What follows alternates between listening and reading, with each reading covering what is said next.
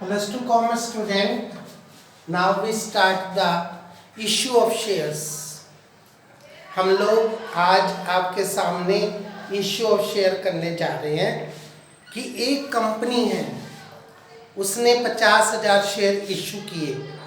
एक शेयर की face value 10 रुपये है। कंपनी 10 रुपये को 3 रुपये एप्लीकेशन पर, 3 रुपये अलॉटमेंट पर, 2 रुपये फर्स्ट कॉल पर और 2 रुपये फाइनल कॉल पर मंगवाती है। तो हमारे इशू ऑफ शेयर में हमारा जो एंट्री करने की प्रोसेस रहती है वो कैसे रहती है, वो आज आपने अच्छी तरह से समझनी है। सबसे पहली एंट्री हमारी होती है bank account debit to share application. जो एप्लीकेशन लोगों ने मंजूर की है 50,000, उसको हम एप्लीकेशन मनी से मल्टीप्लाई करेंगे। 50,000 इंटू 3, 1,50,000। एप्लीकेशन पर पहले पैसा आता है, बैंक डेबिट होता है और शेयर एप्लीकेशन को हम क्रेडिट करते हैं। For share application money received. After this application money transfer to share capital, और आपकी एंट्री बनेगी share application account debit to share capital for share application money transfer to share capital. आज से आपने प्रत्येक एप्लीकेंट्स को शेयर होल्डर बना लिया। उनकी एप्लीकेशन मनी को आपने शेयर कैपिटल में कन्वर्ट कर दिया, तो वो 3 रुपये से कंपनी के मालिक बन गए। उसके बाद अलॉटमेंट पहले ड्यू की जाती है। एप्लीकेशन पहले मंगवाई जाती है, कैपिटल में बाद में पैसा कन्वर्ट होता है। इसी प्रकार अलॉटमेंट पहले ड्यू की जाती है, यानी कि आपको मालिक पहले बनाया जाएगा, पैसा बाद में मंगवाया जाएगा। और आपकी एंट्री बनेगी share allotment account debit to share capital for allotment money due. आपको 3 रुपये से कंपनी ने मालिक बना दिया। फिर हम पैसे मंगवाने का काम करते हैं। Bank account debit to share allotment for allotment money received. इसी प्रकार फर्स्ट कॉल पहले ड्यू की जाती है। Share first call account debit to share capital for first call money due. फिर पैसा मंगवाया जाता है bank account debit to share first call. इसी प्रकार फाइनल कॉल पहले ड्यू की जाती है। Share final call account debit to share capital for final call money due. फिर पैसा मंगवाया जाता है bank account debit to share final call. ऐसे हमने सारे पैसे मंगवा लिए और सारे शेयर होल्डर ने सारे पैसे दे दिए, किसी की तरफ कोई भी पैसा बकाया नहीं है। शेयर इश्यू करते समय हमारे खर्चे होते हैं, उनको हम प्रीमियरली एक्सपेंसेस कहते हैं। जब हम खर्चे करते हैं तो आपकी एंट्री बनती है preliminary expenses account debit to bank for paid preliminary expenses.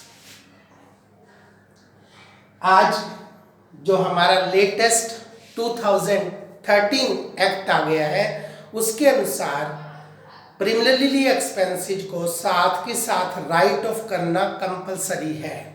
पहले हम इन्हें धीरे धीरे राइट ऑफ करते थे, अब हम सबसे पहले इसे राइट ऑफ करते हैं अगर हमारे पास सिक्योरिटी प्रीमियम हो तो।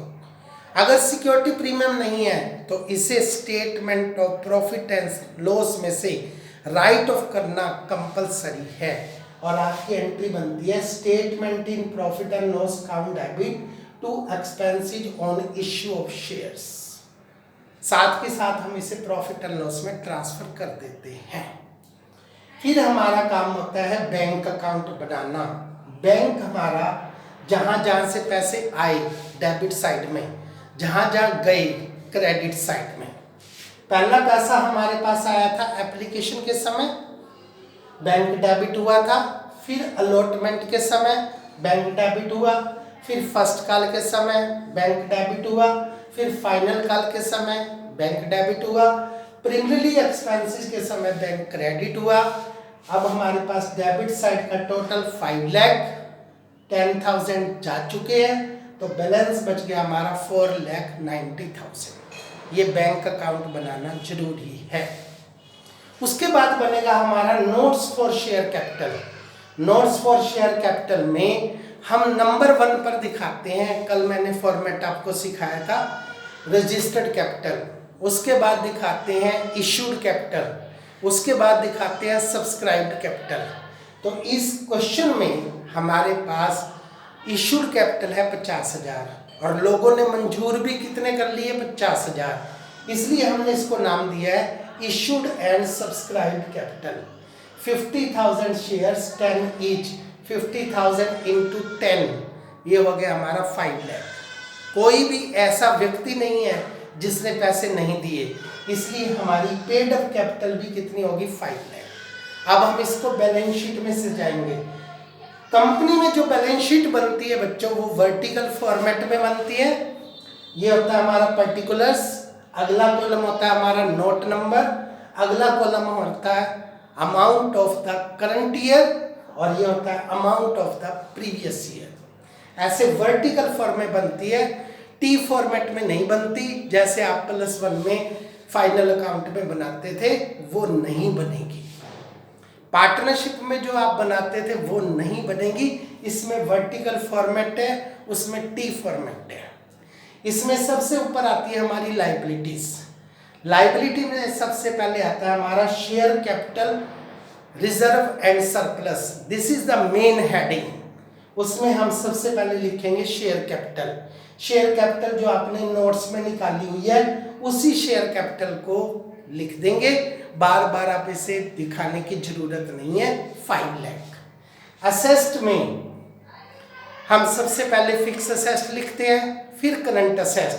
यहाँ पर हमारे पास फिक्स असेस्ट नहीं है, हमारे पास है कैश एट बैंक 4,90,000 और प्रॉफिट एंड लॉस का डेबिट बैलेंस जो आपने प्रीमियरली एक्सपेंसेस ट्रांसफर किए थे 10,000, इसका टोटल भी कितना आ गया 5 लाख और उधर का भी टोटल कितना आ गया 5 लाख। तो ऊपर नीचे का टोटल मिलना चाहिए, ये लाइबिलिटीज है, ये असेस्ट।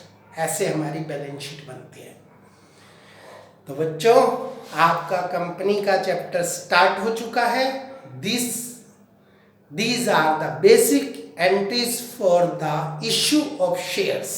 अब एक विशेष बात और समझ लेनी चाहिए आपको, share application account, share allotment account, share first call account, share final account, all are the representative personal account. आपसे कोई पूछे कि ये कौन से अकाउंट है तो these are the representative personal account. Application के समय पहले पैसा आता है, बाद में कंपनी उसको कैपिटल में कन्वर्ट करेगी या नहीं करेगी, it's depends on the company.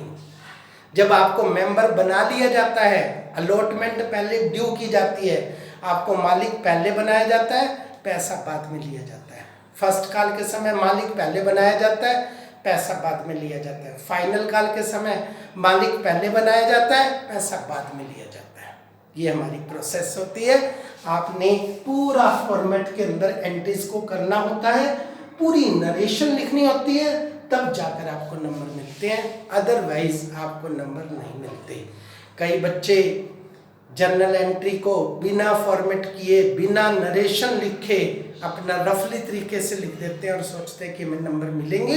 तो वो बच्चे भूल जाएं कि हमें नंबर मिलेंगे, बिल्कुल भी नहीं मिलेंगे। सीबीएसई बोर्ड में नंबर मिलेंगे तो फॉर्मेट में मिलेंगे, विद नरेशन मिलेंगे। That's all.